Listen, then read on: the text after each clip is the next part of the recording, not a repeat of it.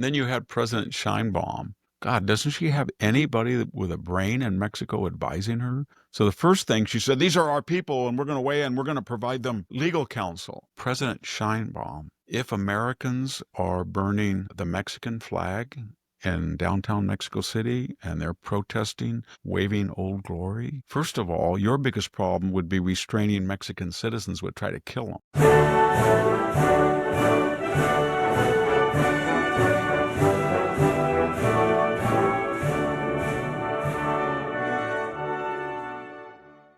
Hello and welcome to the Victor Davis Hanson Show. This is our Saturday edition where we look at something a little bit different in our middle section. This week, Victor is looking at 1944 in World War II, and we'll learn about ending the war with both the Nazis and the Japanese. Not completely, but almost. And then we'll also look at some news stories in our first segment, and we've still got the LA riots going on, so we'll get an update on those. And then Greta goes to Gaza and assassination attempts in South American presidencies or candidates for those presidencies. So we want to take a moment for that. We're going a little international this Saturday, so stay with us and we'll be right back with those stories.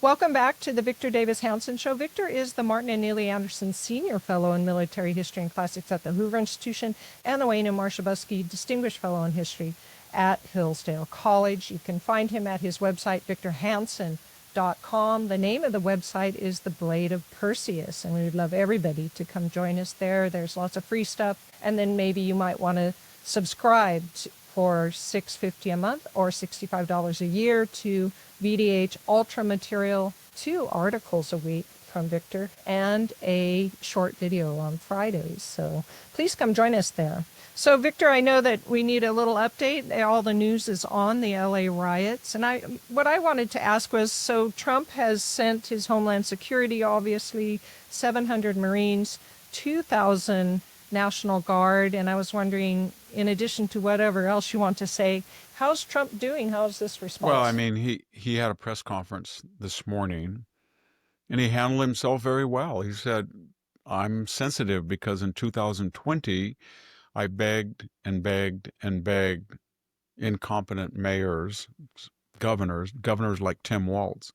He didn't bring in the National Guard for 7 days. So I had to act belatedly, and then I got criticized. This time I'm taking no chances. And he mentioned that the LA is going to be the scene of the Olympics. It's bad press, and it was not nonviolent. It was violent from the beginning. There were people, as Trump pointed out, that were handing out expensive bio shields, helmets, all sorts of riot gears. I don't know. And the signs were pre-printed, most of them. So he went through all of that. There were all these side issues. Maxine Waters, who is completely unhinged, tried to break her way in to see the SEIU union head who was in ICE detention. And she just said, I'm a congresswoman, as if she can do anything.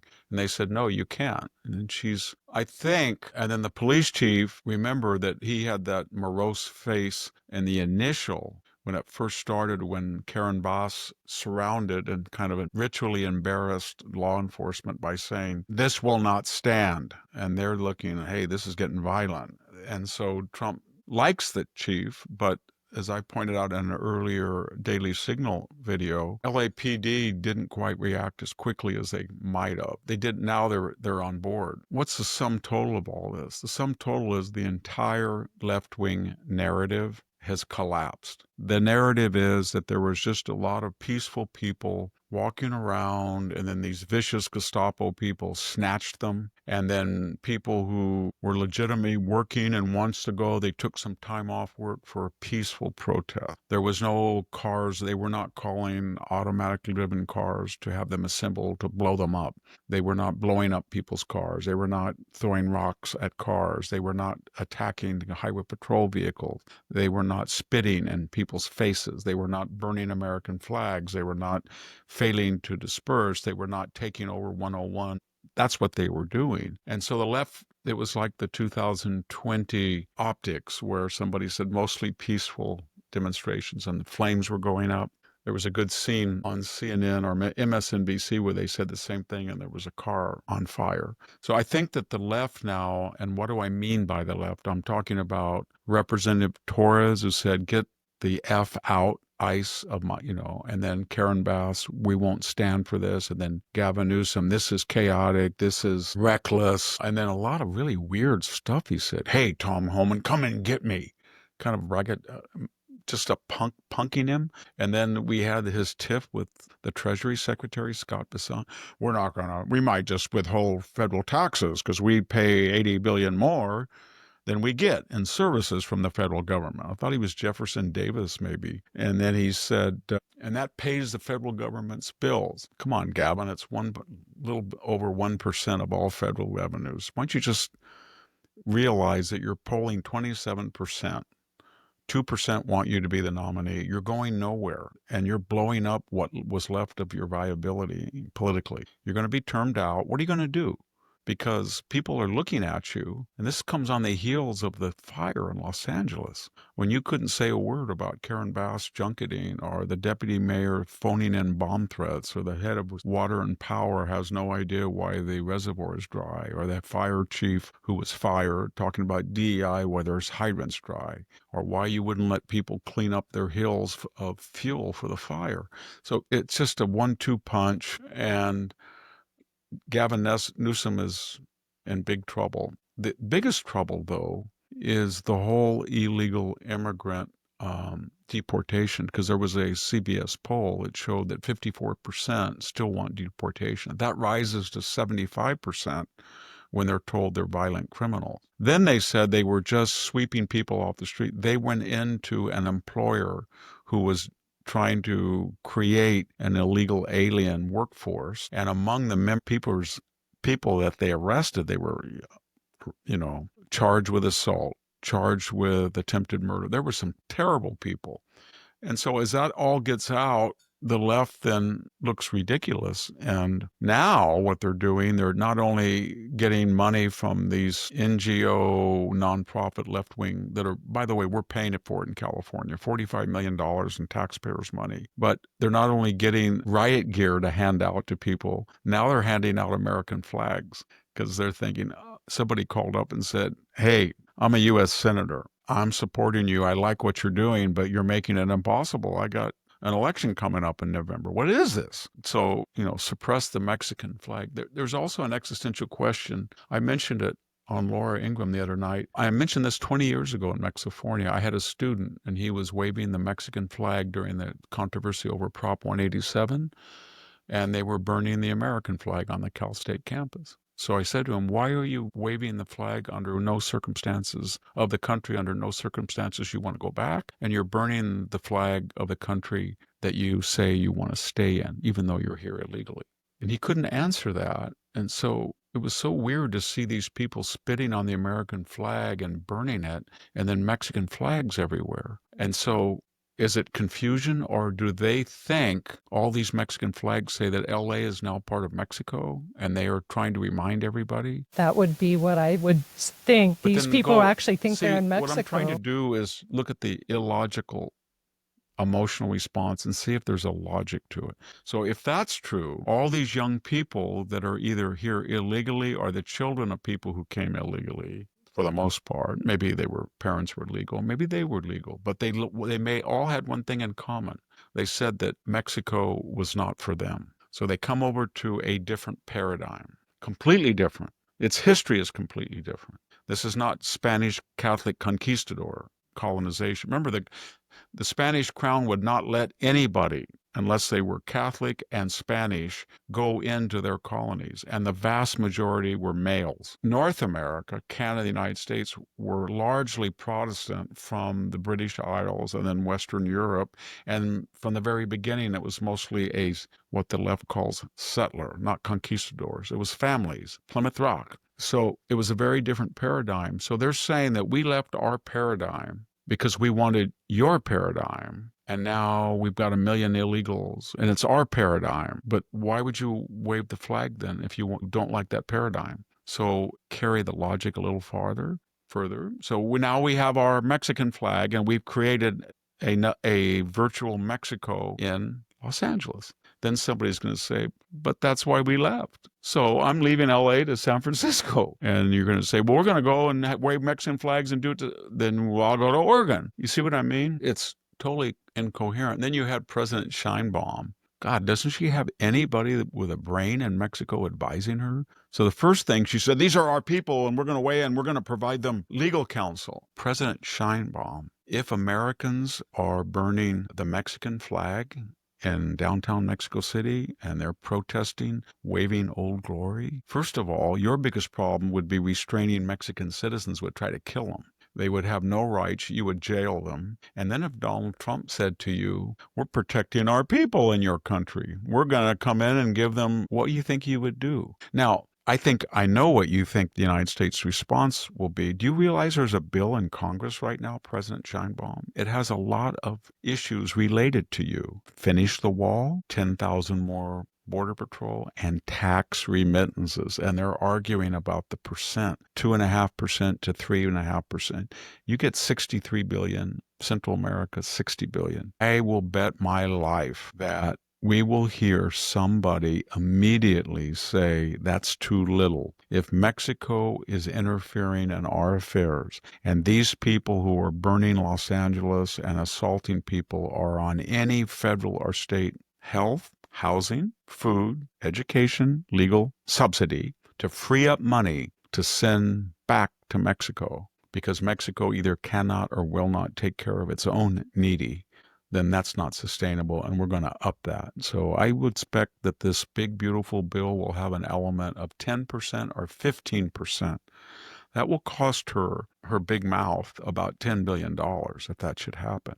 The second thing, President Scheinbaum, you are deliberately allowing China to fabricate, assemble telephones, computers, cells, cars, equipment in your country to evade a tariff. You're running up $171 billion. Do you really think with that surplus that you are colluding, if I could use that term, with the Chinese, do you think Donald Trump's not going to be angry about your activity and your interference into the internal affairs of the United States? You also have cartels, and they have been making about $20 billion killing Americans. So I think people are so angry. Remember the polls. It's 54%. I would give you another poll. The people that you are aligned with, if you look at the popularity of Mayor Karen Bass, it's in the 30s. If you look at Gavin Newsom's popularity, SurveyMonkey says the last 30 polls show him at 27%. Another poll shows that 2% of the Democratic Party want him as their nominee. However, there's two polls, as I said, 54% want deportations, but this is, I think, 75% want deportations immediately of anybody convicted of a crime. But when you look at polls of relations with you being Mexico and the United States, they have crashed. You're down to about 33% of the American people. And most importantly, on the first 100 days of Donald Trump, there was a poll, and they asked each specific group by gender and race, what's your sense of Donald Trump's first 100 days? It was positive, but Hispanics were 62%. So to whom are you trying to appeal to? The illegal aliens that may be the more dominant in burning? I don't know why people are not at work. How can you do this for 2 or 3 days, work days, and not be at work? But are Mexican-American citizens, because I have a feeling that they have no sympathy with you or Mexico, and they're very happy in America as American citizens. And they don't like people expropriating the Mexican flag and acting as if they speak to those. So all these Mexican-American and Central American left-wing representatives, maybe you'll say, well, Victor, somebody voted in them. Yes. But I have a feeling that they don't represent the majority of Mexican-American citizens. We'll see.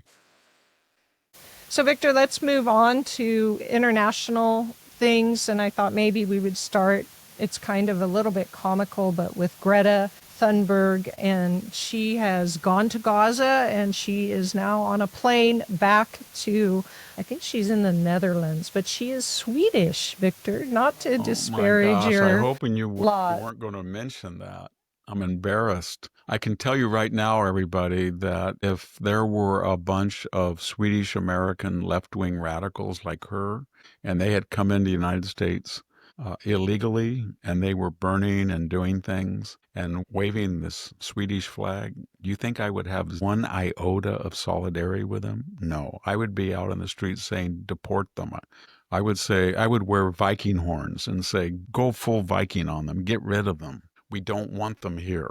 We don't want ingratitude. Come over here from Sweden, but she's of course not in the United States. She's 22 years old, and she got on this little boat. I guess it was kind of a rigged sailboat. It had a motor, but it looked like it was clean energy. Didn't she call it the Freedom Flotilla or I something think like the that? idea was to have sails that you could use, so you wouldn't be burning and destroying the planet to get to Gaza. So they were going to get to Gaza, and then they thought they were going to be the heartthrobs of international media, but then the Israelis intercepted them and basically gave them a choice. You can be detained in Israel, or we'll send you home. Poor little Greta got to go home on coach, and she was a little tiny. She's very diminutive. She was in that seat all by herself. Looked kind of nice. There wasn't anybody around her. So it looks like she's got a good deal and probably got a free ticket home. I don't know what she thinks she accomplished. The Israelis said, if you stay here, we're going to show you the actual documentary evidence, a long film of October 7th. And that would entail beheading people, torturing them, decapitating them, burning them alive, raping. And Greta said, no, I don't want to see that. It's propaganda. So she refused to see it. So they said, here's your one-way ticket. Don't come back. It shows how removed from reality she is. You know what I mean? That's propaganda. No, those things really happen, that's Greta. typical of the left. They don't want any. It's like the LA riots. They keep saying somebody gave them the talking points. NBC, all of them say peaceful, peaceful, peaceful, peaceful. And you think, what are all these cars burning up? The only funny thing about it was this guy, totally incompetent. He takes a big gas can on, I guess, a hot engine, and he pours it around, and he's acting really smart. And then the other guy thinks, well, I'll light it. And I don't think he's ever been around autos, because the whole thing blew up in his face, and he was lucky he didn't blow up everybody. But that's another sign of an incompetent. There were some celebrities out there too that wanted to get their smell of tear gas in the air, but it was pretty pathetic. And all these things on the left are pathetic. At some point I was thinking, when I was watching everybody saying this is peaceful, as everything was taking over freeways and hitting policemen and lighting cars. And one guy had a hammer, and he was just breaking all the windows, those big heavy glass windows in the police precinct. Another guy was taking a hammer and hitting parts of the building to break up rocks to throw. And I thought, and they're still lying and saying it. I thought, wow, think about it. We had Trayvon Martin, that he was just this young strapping little kid that happened to be wandering around when George Floyd came up and murdered him when he was, I don't need to get into it. Then we had Jussie Smollett, that Kamala Harris, oh, this is terrible. And he paid two people to slightly beat him up and, charge white people with white. And then we had the Duke lacrosse, remember that? All those people, they raped this poor black one, and then she admitted that was false later. Then we had the Covington kids that were berating a Native American Vietnam combat veteran. Remember that? The guy had never been to Vietnam during the war, and he started and staged the whole thing. And I can go back even further to Al Sharpton and Tawana Brawley and that whole bit. It's just, and then we can go into Russian collusion, laptop disinformation. They never stop. They never say, okay, we're lying. We got to stop this because we've destroyed. Instead, they said we caused a lot of chaos and we took a lot of time out of their schedule. And that's good because we are morally superior. Any means necessary are justified. So we don't care if they're true or fabricated. Nobody ever apologized. Kamala Harris said, I'm so sorry what Juicy did. He misled me. No. It seems the Democrats are incapable of legislation, and so they're hoping that this mass rioting, mass disturbance on the part of the mall is going to do something for them. But And it why are seems to they me, incapable? Because they have nobody wants what they would do. yes, that, and then just incapable. Look at how the DNC, remember that scene where they were trying to decide how to vote, and they started saying, well, you have to do this and that with The this sad thing is, intersectional. when they elected that David Hogg, the guy that won, he was in obscure Minnesota for 13 years, head of the Minnesota Democratic Party. It was named David. They leaked this he, David Hogg has been all over the airwaves saying, well, we got to get a new party. And he wants to get all these radical leftists that will win the primaries. He knows one thing, that all the tech money and all the big money is on the hard left and in that party. And he knows that young people will come out to vote. And he knows they can win primaries, but he also knows they'll lose the general election. And they have no issues they can run on because they're all 2080 issues. So then the chairman, it was like he's supposed to be a dynamic Napoleonic tough guy, a young James Carville or something. And he goes, then you must know that I am trying so hard.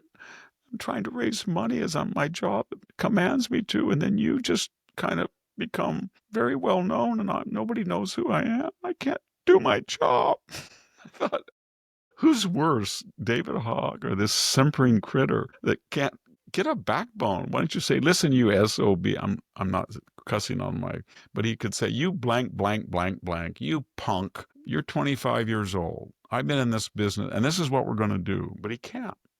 But that's like saying Chuck Schumer's going to go to AOC and goes, you're a joke. And he's not. So are you trying to tell me that in addition to their inability to pass policy and the cacophony of their general party structure, they have absolutely no leadership? They have no leadership and they don't know. That was why Joe Biden squared that circle. That was a brilliant thing they did. They got this old, decrepit moderate. He wasn't a moderate, but he was an empty vessel, ex in effigy. And they put him there by design. Jim Clyburn was one of the architects of it. They got all the nutty people out. They got Spartacus out. They got Buttigieg out. They got Warren out. They got crazy Bernie Sanders out. They got the Castro brother or one of him out. They got every nut they could out. Then Joe said, I'm just kind of it's COVID. I can't do anything. I'm going to stay in my basement. Hey, make up my basement like it's an office. And he just stayed there. And then they outsourced it. And then these leftists came in and they just caused havoc. And then the old guys came in and said, hey, we have a midterm coming up. So this is what's going to happen. All you guys have to keep your blank mouth shut for 90 days. You let the old insiders. And they said, okay. So they said, Joe, go drain the petroleum reserve. Joe, go over to Saudi Arabia and say you didn't mean it. Please, please, and go down to Venezuela and go over to Iran. Or basically tell them, please, please, please. Joe, you got to cancel that student loan money. But the Supreme Court, forget the Supreme Courts. Just brag that you're going to go around it. And he did. And hey, Joe, you got to do some amnesty for marijuana. And then they called in Mallorca and say, you idiot. Now we're bleeding on I like what you did. We got more constituents. We got more welfare recipients. But we got this midterm, 2020. We got the general. So can you kind of go through tough border talk? And then right before the general election, we'll start to close the border. And that's exactly how they operated. Anybody who didn't see it, I can't believe the people voted for that. Yep. All right, Victor, so let's go ahead and take a break and then come back and we'll hear your take on 1944, World War II. Stay with us and we'll be right back. If you're a homeowner, you need to listen to this. When's the last time you checked on your home title? That's the legal proof that you own your house. If you're like me, the answer to that is never. The problem is, in today's AI and cyber world, scammers are stealing home titles and your equity is the target. Here's how it works. Criminals forge your signature on one document, use a fake notary stamp, pay a small fee with your county, and boom! Your home title has been transferred out of your name. Then they take out loans using your equity or even sell your property. You won't even know it's happening until you get collection or foreclosure notices. That's why you need to stop what you're doing today and find out if you're already a victim. Go to HometitleLock.com/Victor to make sure your title is still in your name. And you'll also get a free title history report, plus a free 14-day trial of their $1 million triple lock protection. That's 24/7 monitoring of your title, urgent alerts to any changes, and if fraud should happen, they'll spend up to $1 million to fix it. That's HomeTitleLock.com/Victor. And we'd like to thank Home Title Lock for sponsoring the Victor Davis Hanson Show. Welcome back to the Victor Davis Hanson Show. Be sure to know that you can find Victor on social media. His X handle is @VDHanson, and his Facebook page is Hanson's Morning Cup. So please come join him there. Well, Victor, Allies are coming near the end of their war, but I'm sure they had some stumbling blocks in 1944, so I'd like to hear about them. I will, but I'll just say one thing. I remember that Donald Trump, they asked him about Gavin Newsom. And I like the way Trump just matter-of-factly says something that could either be termed childish or outrageous or true. True. So they said, well, how about what's your relations with Gavin Newsom? He's a nice guy. Everybody knows he's utterly incompetent. Says that too. Utterly incompetent. No other politician would say that, but it's true. I think he said before that, I like Gavin Newsom, but he's utterly incompetent. Yeah. So 1944 is, we talked to 43 was that critical period at El Alamein, at the Battle of Kursk, where the Russian juggernauts stopped the German. After Kursk, July 1943, the Wehrmacht was not capable of a sustained offensive. And we talked about the Americans then had met with Montgomery in North Africa, and they had 250,000 prisoners, larger than Stalingrad, surrender. North Africa is clear. They had taken Sicily, is clear, and they're stuck in. They invaded Rome, and now they're stuck in Italy, 1944. And the British Army is going on the inside, and the Americans down the outside of the Apennines on their way to meet in Austria. And they're never going to get there. Italy is going to be a debacle. And that's going on in 1944. The Americans are starting to learn in mid-1944, after the disasters of 43,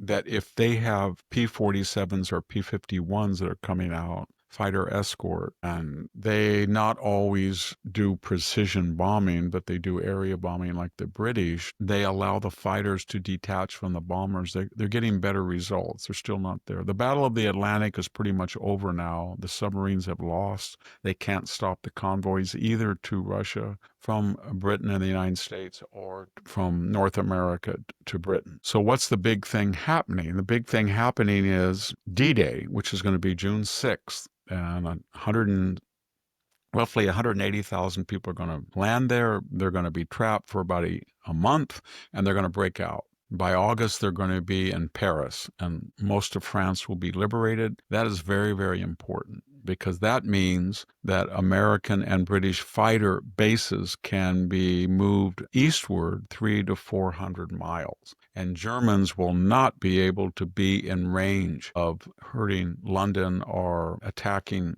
bombers as they go over the Channel. So suddenly, after D-Day, you start to see dramatic increases in the efficacy and the ability of fighters not to sustain losses, and they're going to inflict a lot of losses on the Luftwaffe. And so that's going on. The only thing in the Eastern theater there's 3 theaters, but in the Western theater, what's happened? The Mediterranean is secure. There's no problem getting oil through the Suez. The Atlantic is now secure. There's no German surface ships. There's no submarines to worry about. The Americans are now in France, and they're moving westward with the British and the Canadians, and they've got over 1 million men. They have complete air supremacy because of the Typhoon and Spitfire fighters and the Thunderbolt and Mustangs. They are as good or better than anything the Germans will have until the Messerschmitt 262 jet. But there's just some things that are bothering them. In July, they have a pulse jet. It's a buzz bomb, cruise missile. And they're not very accurate, but they have a wallop, 1,500 pounds. 1,000 to 1,500 pounds, and they go about 350 to 400 miles an hour. And then the gyroscope, they cut off the engine, and they don't know how to stop it. They can shoot them down maybe with planes. They don't know when they're coming. 22,000 British citizens are going to be wounded or killed. When they start to after D-Day, they're going in there and they're looking around Brussels and Belgium and areas where these things are launched. By August, September, they're launching a ballistic missile, 5,000 of them. And you can't stop the V2. And that has 2,000 pounds of, and that causes another round of death. And so it's not so easy. At the same time, the Russians have been going eastward. And as the Americans land in D-Day, Operation Bagration, they have taken the Crimea. They have taken back Sevastopol. They are now in Romania, and they've made up about the lines in the Eastern Front did not change much from December of 1941 all the way to January, February of 1944. Now they're fluid as the Germans are starting to crack. And so the idea is the Americans will continue bombing and advance, and the Germans will have to go back and forth with divisions from Russia to the Western Front to Russia. And what happens is the Americans and British and Canadians are moving faster per day than the Russians are. So there's a fear they're going to come into Germany, at least across the Rhine, before the Russians will get into East Germany. And so what's going to happen at the end of 1944, they are going to start to see some battle-hard divisions, some of the best divisions in the world, they being the Allies. And everybody knows the difference between exterior and interior lines. As the German Empire collapses, it's easier to put troops back and forth on trains. They have less territory to cover. They're near their logistics. The lines of the Americans are going 800, 900 miles, and they have the Red Ball Express. They have to drive trucks full of gasoline cans, and they need half of them to power the truck to get there and get back. So it's slowing down. The other thing is they have decided in Tehran that they're going not to ask for an armistice, or they want an unconditional surrender. That makes that defeating the German army in the field is much different than invading and taking over every square inch of Germany and throwing out all of the Nazis.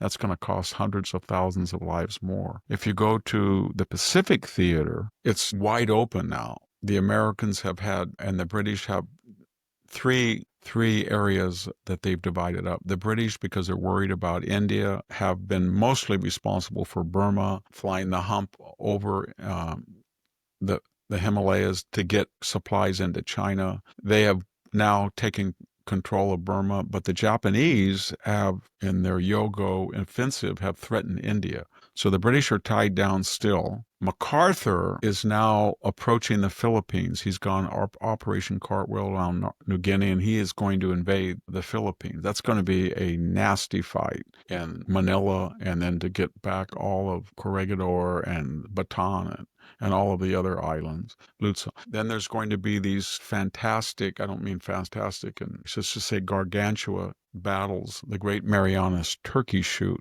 where all the Japanese carriers now, 8 to 10 of them, are going to come out finally and challenge the Americans over the Marianas and then over the Leyte Gulf. These are the two biggest naval battles in history. And when they're all done, the Japanese fleet is destroyed and all of their naval pilots are dead, basically, and most of their new generation planes are shot down. And they unleash the Hellcat fighter, and it just decimates Japanese aircraft around the Marianas. And the idea is they look at a map in the Marianas, I'm talking about Guam, Tinian, and Saipan, are 1,600 miles to Japan, and they can be supplied by sea, not overland, much cheaper, because now you have absolute maritime supremacy.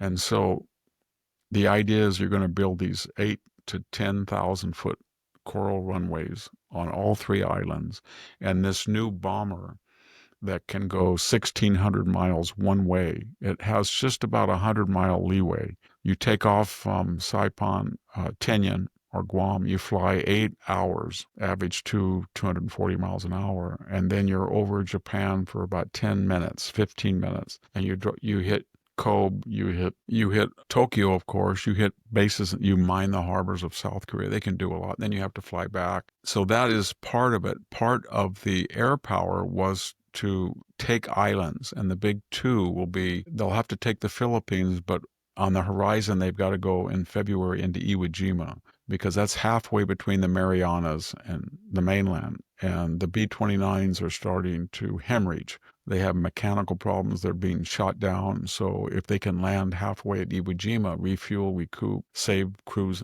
And that's a horrific battle. And then what we're going to see on 45 is Okinawa. The tragedy about all these wars when you're fighting is that last 12-month period from August 1944 to September 1945.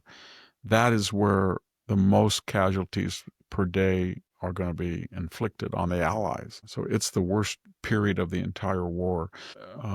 So the British are trying to break into China. The Japanese are trying to pull out of China. They have 7 million troops on the mainland. They have ability to get 27 million. They have the ability to get 20 million civilian troops. Everybody's going to look at what happens at Okinawa from April to July of 1945. And so the big question the next year is, we're going to have to get inside Germany, and we're going to have to get inside Japan and grab Tojo and Hitler by the neck and defeat these people. One of them will be done without that because of air power, but the other one will be done with partnership with Russia. But that's the downside either way, because if you want to go into Germany and destroy Nazism, then you're dealing with Joseph Stalin, and he has territorial ambitions in Eastern Europe, and he is as bad as Hitler. And if you want to go into Japan, it's going to be a bloodbath. And if you don't want to go in Japan, given Japanese militarism, you're going to have to inflict a degree of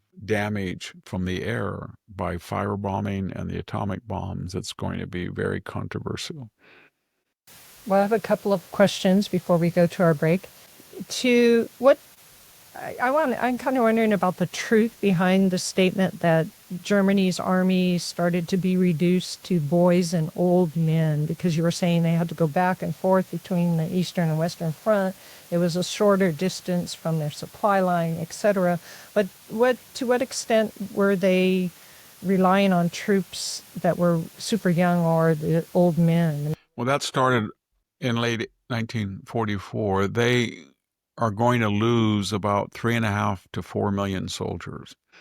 Germany, the German Empire at the start of the war, including the Anschluss with Austria, etc., it was about 81 million people.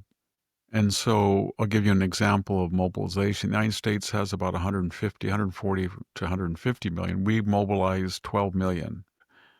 Russia has about 220 million. They mobilize about 12 million. What I mean is at any given time, that's the size, but they're going to lose 20 million. So Germany is half that, roughly, less than half. And they try to recruit Dutch Nazis, and they get Spanish, the Blue Legion, to go to Russia. They get attacked, but they're not successful. So most of the time, they have a pool of 18 to 30-year-olds of about 6 to 8 million. And almost half of them are dead. And so what Hitler won't do, and he should pull troops from areas that are indefensible and irrelevant. So he should shut down all the Navy. The Tirpitz and the surface ships will be sunk. They're in fjords in the north. The U-boat thing is over with. It's not going to... I mean, they're getting sophisticated U-boats with snorkels and long range batteries, but it's not going to change the war. And Werner Braun's V2 is not going to change. It's a very inefficient way to deliver a pound of dynamite, base of explosive. But what he does is he keeps like 20,000 troops in Norway. He keeps troops. He should just vacate Italy. He's still got troops in Italy, and he's fighting Italians and Americans. And he should have he will have 250,000 Germans holed up in the Atlantic ports at places like Brest, Le Havre, Calais, New Rochelle, and they're in fortresses. And he thinks this is brilliant because it's going to tie down the Allies. But Eisenhower and Patton just say, well, they're going to blow it up anyway. They did with Brest, and they're going to do it with every port. And we still have the beaches. And we have one Mulberry, and we'll get Antwerp eventually. That was Montgomery screwed up. And the point he's making is to just bypass them. So he's got 250,000 troops, and they're of no value. So yes, they're running out of troops because they've lost 3 to 5 million people. They have a lot of people back home. So if you're a crew, an 88 millimeter crew on the Eastern Front, and you're blowing apart T-34 tanks at a mile and a half, 2 miles, and you're giving the Tigers and Panthers protection, and suddenly you get a call and saying the 8th Air Force is bombing all of German cities. You bring that battalion back because we need the 88 millimeter to point its gun straight up as a flak gun. They have to withdraw 10,000 88 millimeter groups just to protect the skies of Germany. And Stalin will give us no credit for that.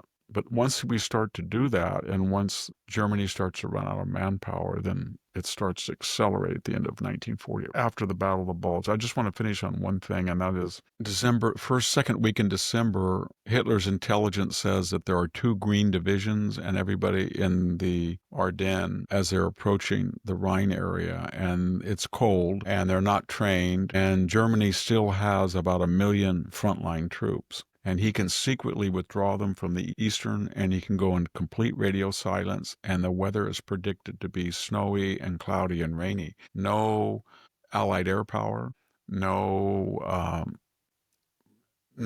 information about what Germans start doing everything by notes and messengers, and they surprise the Allies. They break right through these 2 green divisions, and their plan is to go all the way to Antwerp and cut the British off like they did in World War I, and tried to in World War I, and what they did in 1940 when they did cut the British and the American, and then keep those 2 armies separate. And if they were to have a surprise, maybe they would have numerical parity in certain areas, and they couldn't be reinforced. And then they could get to Antwerp and blow up the harbor, steal all the goods, steal the oil, get American supplies, blow up the big port that the Allies and for the first week it looks like that's going to happen. They go anywhere from 40 to 60 miles inland and retake Belgian towns. And then of course George Patton is told to cut off the bulge, and he says, let me go straight to the base of the bulge,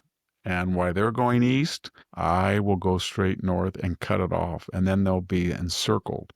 And that would have saved everybody. But they said, if you do that, they're going to go the balloon, if you cut the balloon off, they're still going to have enough air to go another 5 or 10 miles. And we can't allow that because they're taking areas that we promised would never be retaken. Well, they nix that. So he goes up to Bastogne, saves Bastogne. But then for the next all of January, they have to push the bulge back, and they lose more dead, wounded, pushing the bulge back to the Rhine than they did in the initial fighting.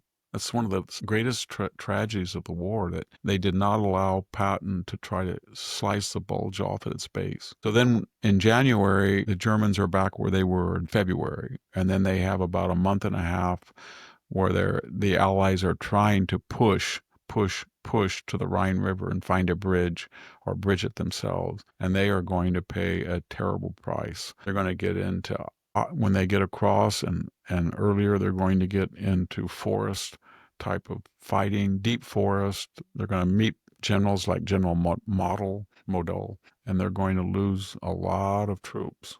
Well, last thing, I always wondered about this Great Mariana Turkey shoot. How much damage did it do to the Japanese military? And is this when the Japanese are deciding to have kamikaze bombers? It's the first time that they start to see kamikazes.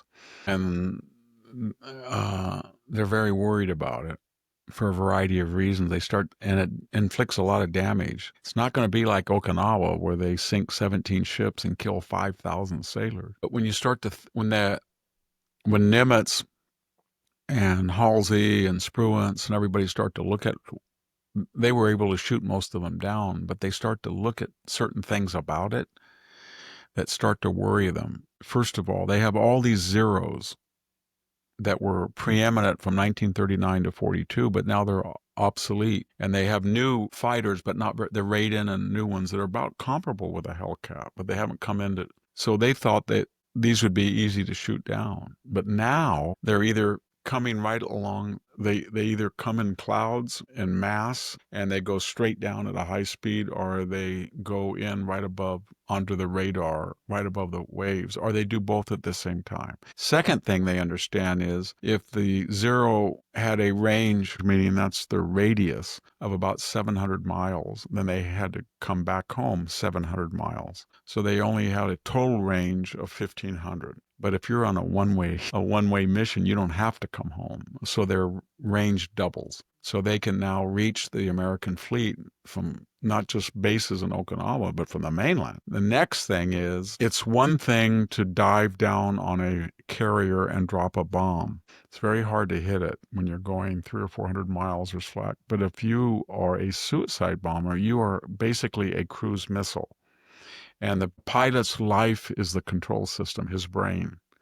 And so he can maneuver everything. He doesn't have to drop the bomb. Got a 500-pound bomb. He just keeps it on the plane. And all he has to do is find a way to go down. If you shoot him, you can't stop him. In the old days, as he's coming in, you could shoot and get him off course and the bomb would miss. But now you've got to blow the whole thing up right as they come down. So it's a cruise missile. Only it's better than a cruise missile because the pilots can adjust. It's kind of like a modern day drone. And so it's got a double the range, and they all have their funerals before they take off. They have a ritual sake drink, and they're escorted by sophisticated fighters, and almost none of them turn back. And they coordinate and they learn during the Marianas that this is going to be a terrible thing.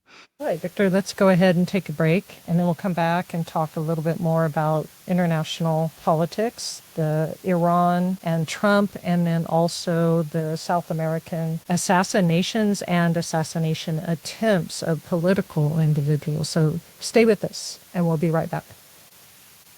Welcome back to the Victor Davis Hanson Show. You can find Victor's podcasts on YouTube, Rumble, Spotify, and Apple these days. So I hope everybody is joining us there who like the video version. So, Victor, I was wondering your thoughts. The recent thing in Iran is that the International Atomic Energy Agency has told us, or let out, I think a week or more ago, that Iran has enough fissile material or enriched uranium to build 9 bombs. Does this change anything in what's going on in the Middle East? Everybody's arguing over the level of enrichment. They say they are up to 60% enrichment, but they have the ability to go to 90 in case of 10 or 12 bombs, and nobody knows whether they have done that yet. What's disturbing to the Israelis and us is that they keep finding areas that they didn't know about before from informants, and so if the United States were to preempt, or Israel was to preempt and hit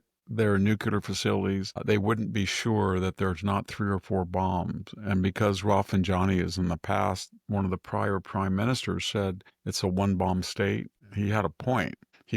The Iranians have been very macabre about that. They have said, we like the idea that half the Jews are in one state because it's a 1-bomb state. We can get rid of them. So Donald Trump keeps saying that he doesn't want to do this. It's going to be a terrible choice, but the Iranians are not going to give up their nuclear program.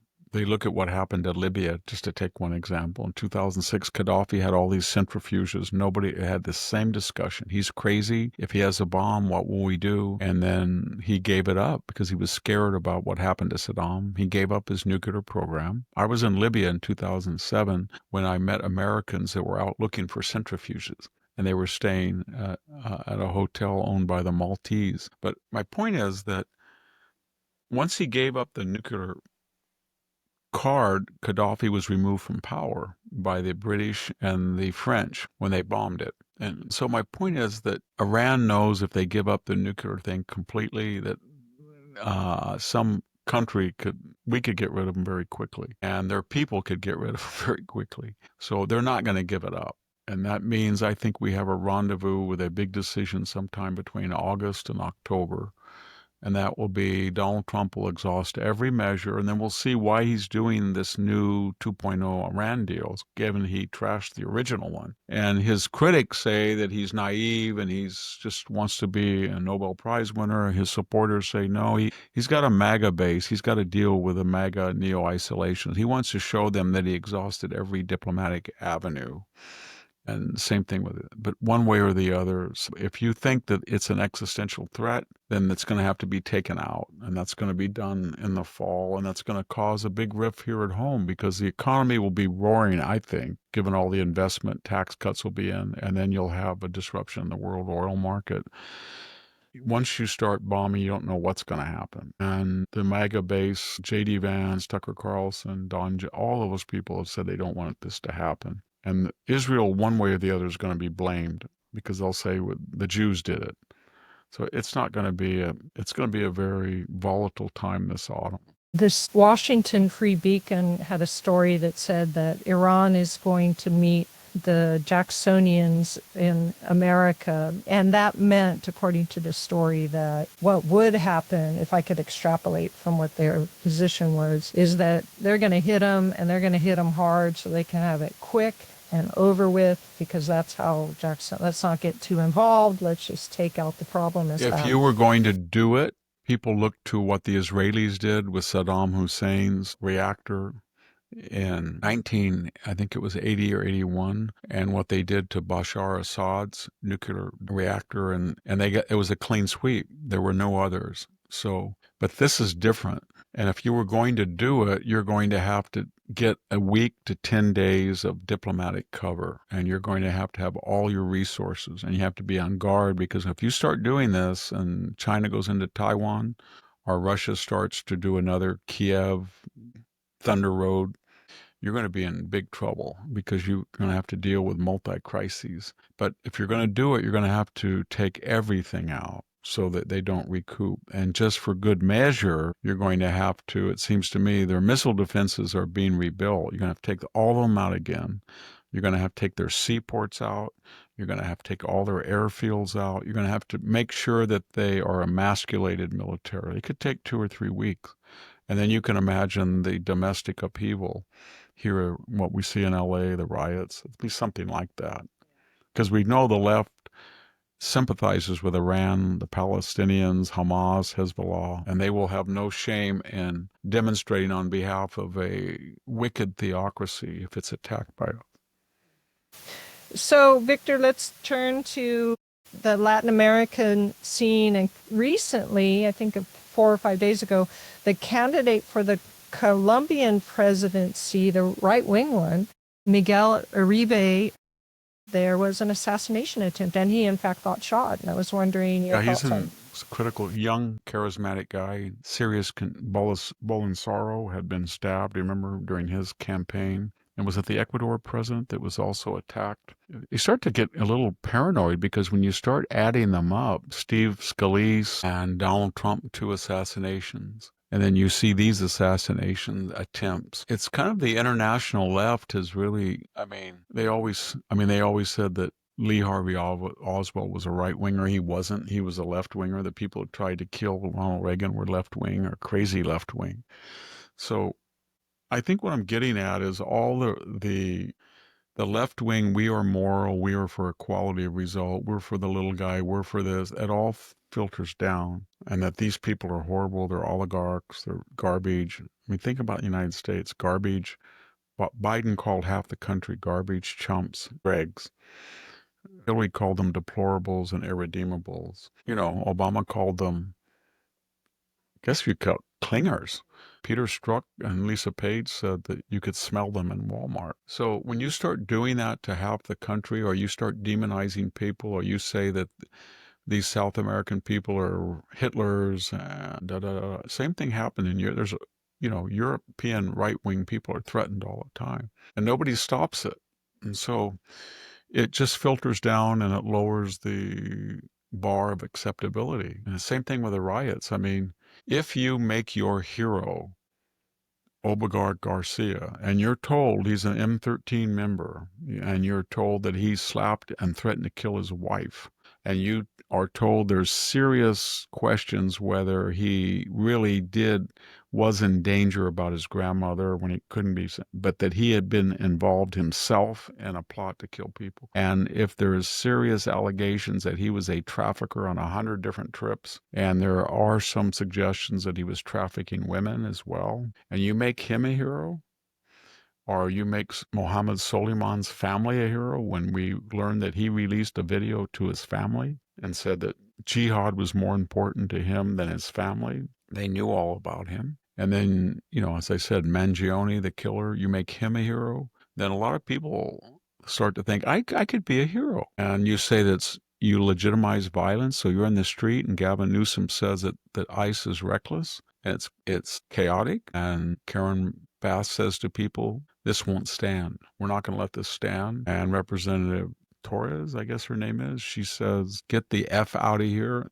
Or Maxine Olson tries to go into it.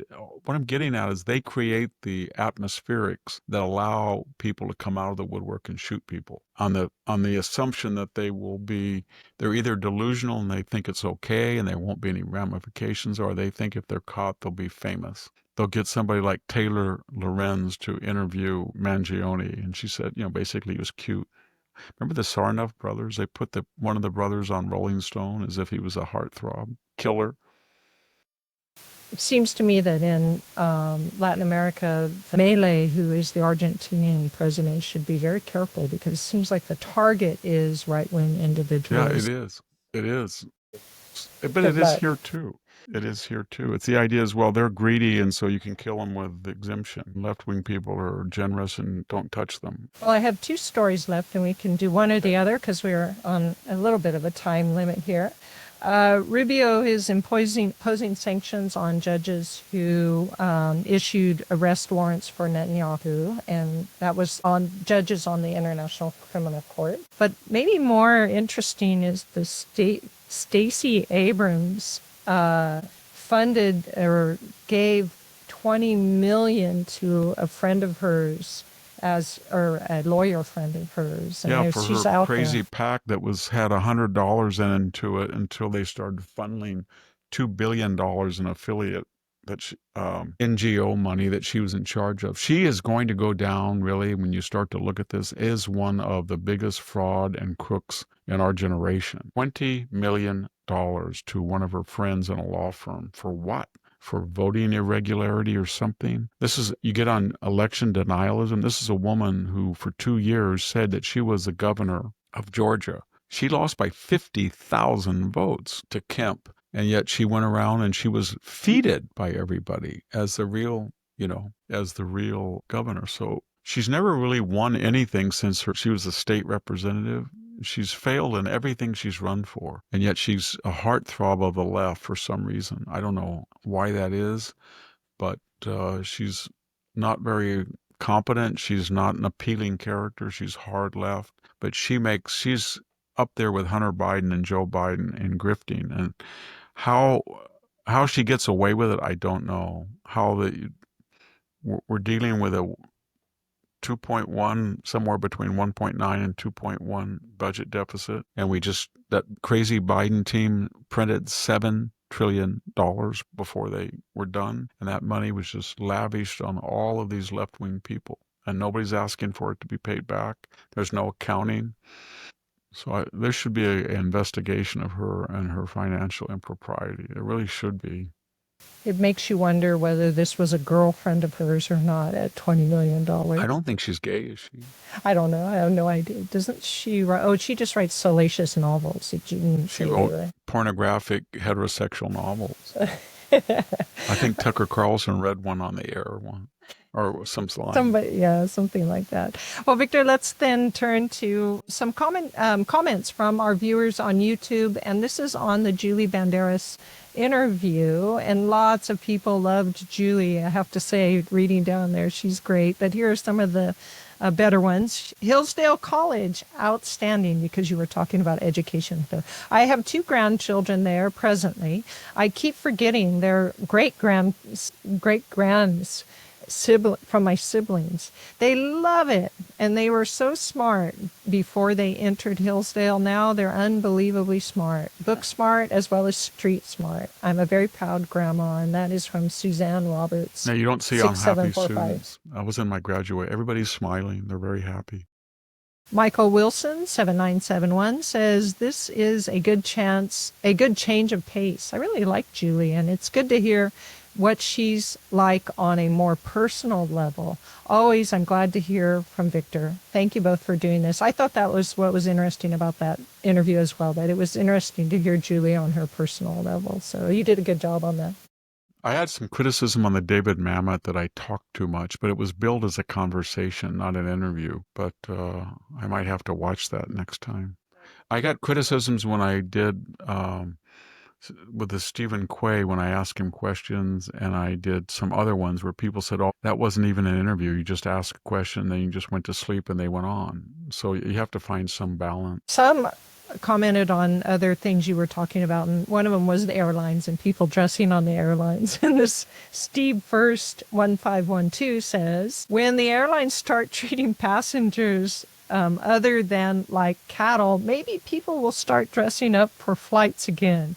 Given the probability of delayed and canceled flights, getting bumped and the like, you're damn right I'm dressing comfortably. And Jigs VJHJKBF, I'm not sure what that is, says young people dress like slobs because of celebrity culture. Look at Justin Bieber goes out. Look how Justin Bieber goes out in public. Sweatshirt, sweatpants, socks, and slides. So they're just doing it from example. So thank you, our Yeah, I audience, mean, for the comments. they all have good points. I detest flying. The new thing now is it's happened to me twice where you're sitting there and somebody goes like this, right when you're boarding and you sit down. This happened to me on a Detroit flight to Hillsdale and one to Miami Beach.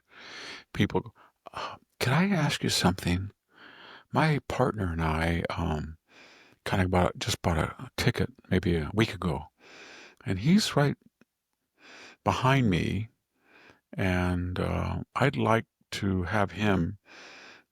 I have a window, and he's behind me in the window, so I'd like him to sit next to me, and then you could have his window seat. I said, I don't want a window seat.